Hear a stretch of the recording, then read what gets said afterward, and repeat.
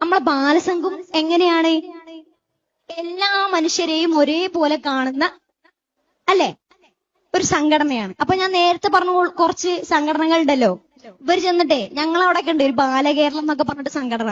ഓര് ഈ കുട്ടികളുടെ അടുത്തൊക്കെ ചെന്നിട്ട് നിങ്ങൾ ഈ സംഘടന ചേർന്നോളി സ്വർഗത്ത് പോവും ഉറപ്പാ 100% ഗ്യാരണ്ടി ആണെന്നൊക്കെ പറഞ്ഞിട്ട് ചെല്ലണ്ടേ. നമ്മള് യൂണിറ്റ് പോയിട്ട് നമ്മളെന്താ പറയണേ, നമ്മൾ പാട്ട് പാടി കൊടുക്ക.